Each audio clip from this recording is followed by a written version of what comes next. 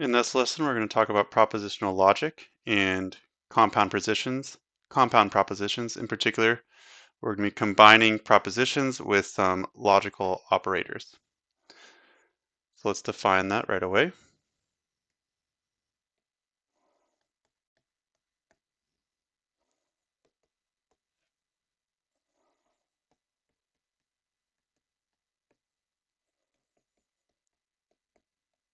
So a logical operator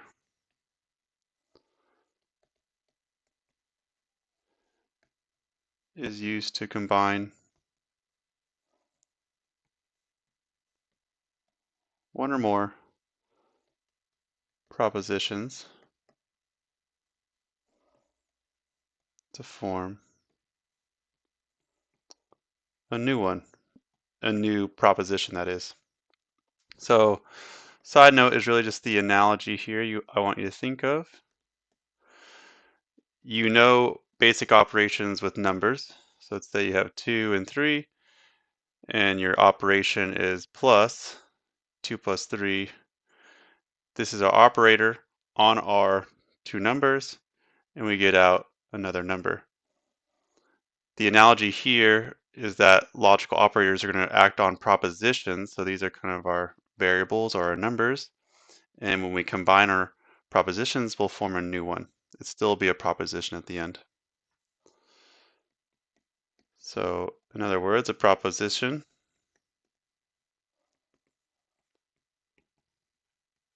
is formed in this way.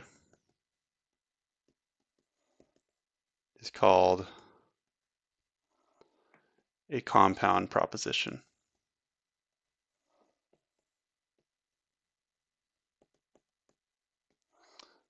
And again, another analogy is to think of in terms of chemistry, where we have basic building blocks, those are elements, and then when you combine them, you make compounds. And we call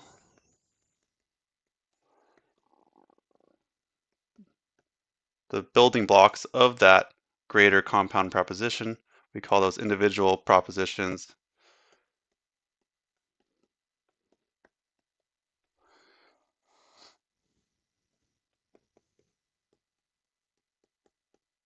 So we call the propositions used to form a compound proposition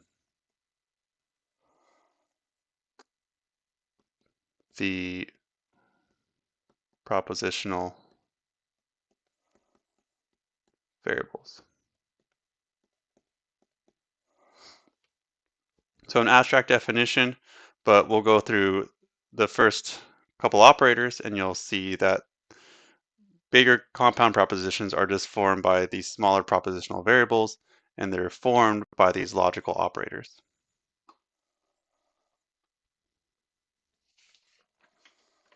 So the three ones that we're doing in this little video is not, and, or, and exclusive or. So we'll go through one of those at a time. Definition 2.7, we'll go through not first.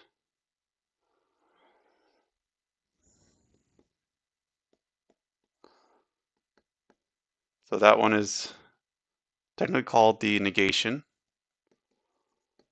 So if I negate a proposition, and it's denoted by this symbol here, is the proposition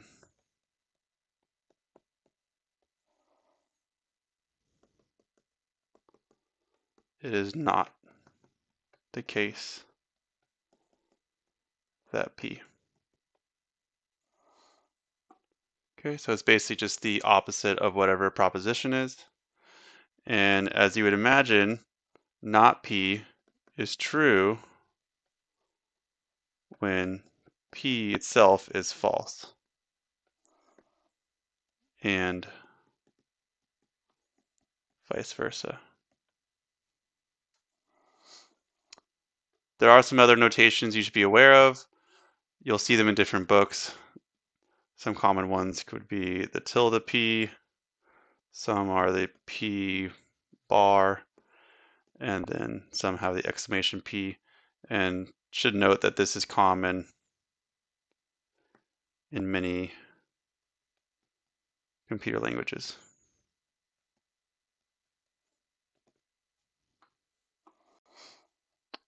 Okay, so let's go through a concrete example of that, of negating a statement. So I'm going to say P is the propositional statement. I speak at least 2 languages. Then not P would be it is not the case that, and then you just take P and plug it in there. So it is not the case that I speak at least 2 languages, and that's technically correct, saying it like that, but it's also good to convert that to its just natural way of speaking, which I would say I speak. If I don't speak at least 2 languages, that means I speak less than 2 languages.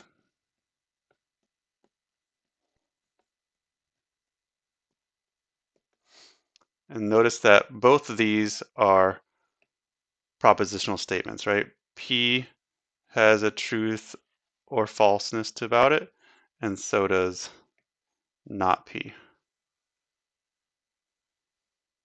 So we can determine either of these have a true or false to it. If one's true, the other one's automatically false, and that's the negation. So at this point, I would recommend that you look over at reading exercise 2.8 and 2.9. Pause the video and try those right now.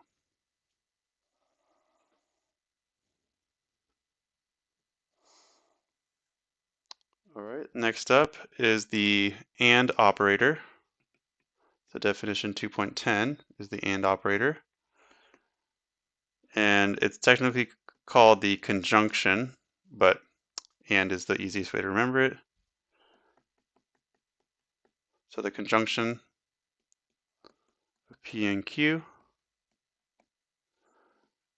and it's denoted by the symbols P, triangle or caret Q.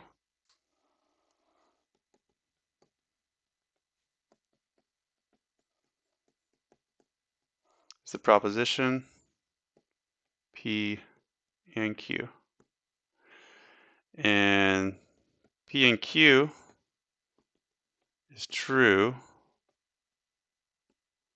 when P and Q are true. So they both need to be true in order for the conjunction to be true, and false otherwise, which is a normal way of thinking about AND. Let's say the only way it can be true is if both of them have a true statement to it. Okay, let's go through an example of that.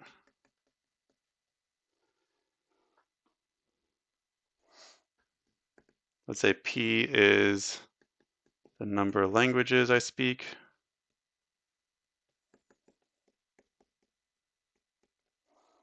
Is greater than 1.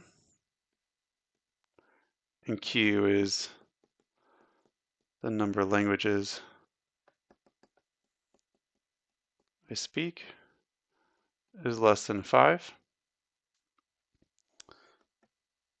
Then the conjunction of P and Q, or written as that, P and Q, is really saying that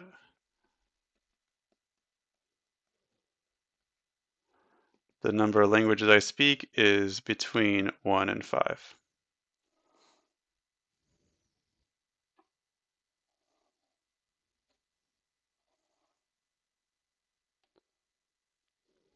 Okay, and I would try reading exercise 2.13 right now. So pause the video and try reading exercise 2.13.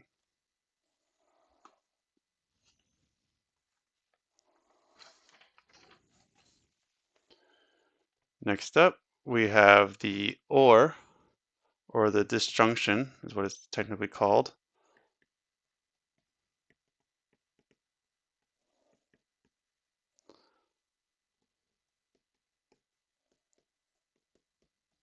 So the disjunction of P and Q, which is denoted by P and then the upside down caret Q, is the proposition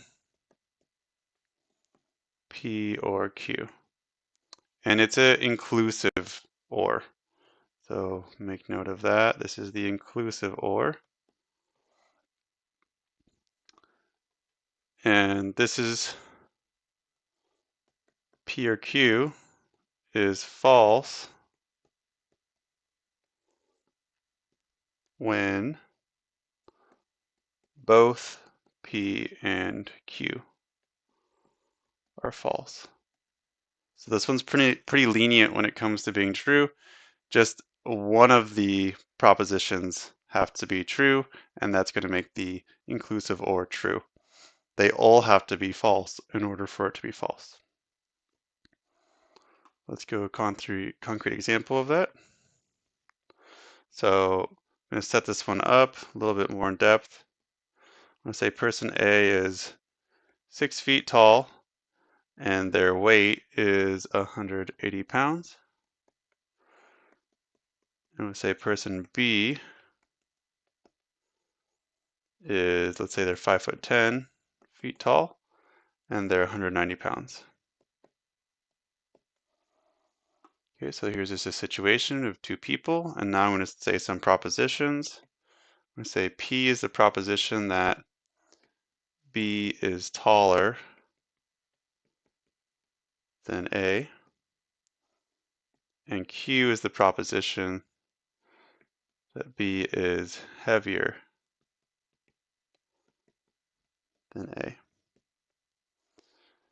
And then the conjunction, or sorry, not the conjunction, the disjunction, P or Q, is going to be the statement that B is taller than A, or B is heavier than A. Is this statement true or false? The compound proposition, P or Q. Is it true that B is taller than A or B is heavier than A? We'll go through each of these here. So is B taller than A? That's false. Is B heavier than A? That's true. 190 versus 180 pounds. And so then overall, this statement is true because the inclusive OR just says that as long as one of the statements is true, this one right here, the whole overall compound proposition P or Q is going to be true.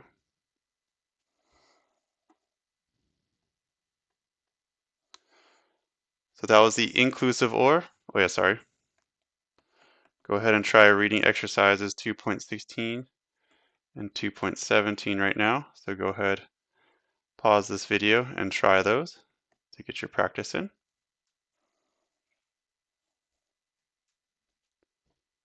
And then last up, we have the exclusive OR. Definition 2.18. The exclusive, or sometimes it's denoted with XOR. The exclusive OR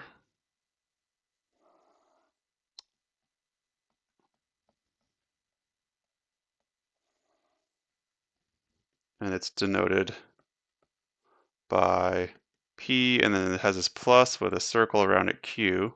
That's how it's denoted in symbols. Is the following proposition, and it's a little tricky, but hang on, and it'll make sense. P is true or Q is true, but not both.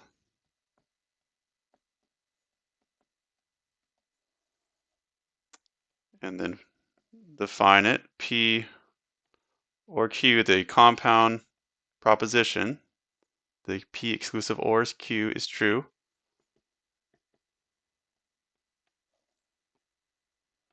when exactly one of P or Q is true.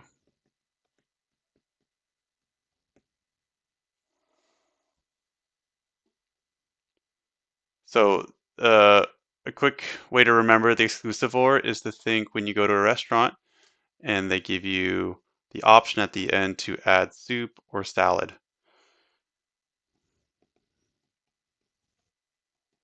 The restaurant is most likely not offering you both, so it's not the inclusive OR. They're not saying, hey, take either one, and you could even take both. They're literally saying, you get your soup, or exclusively, or you get your salad. You can't have both. And that's where this part right here comes into play. So you cannot have both. You can have one or the other. And this is, depending on the context in English, sometimes the one that we think of more often. So I'll say here the hair is green, my hair. And I'll say my hair is black. Then P exclusive or Q would be the hair or my hair is green, or my hair is black, but not both. So depending on the context in English, sometimes people think of inclusive or, the disjunction P or Q. Sometimes they think of the exclusive or. And in English, it's hard to pick up exactly what it's meant sometimes. But in these logical statements, these statements that we'll be making about math and the correctness of computer programs, we want to be really precise on what we mean. And that pretty much wraps up this section, and you'll want to try reading exercises 2.20, 2.21, and 2.22 as you stop this video. So in recap, we talked about propositional operators that were combining different propositions. We can combine them with and, then we can throw it or. So there's lots of ways to combine them all. We can even put a not in front of one of them, or maybe a not in front of all of them. So there's lots of ways of combining them. And that's why it said in the beginning of the chapter that you may think of these as variables, because we're sort of manipulating these variables to create a larger expression, just as you would in algebra, right? You have like 5x, and then you're multiplying 2x, and then you're adding another 7x squared. We're combining these variables here, or these expressions, with some of the basic operations of numbers. So that's the analogy I want to keep in mind, and that's all these operators are doing. I'll see you in the next video.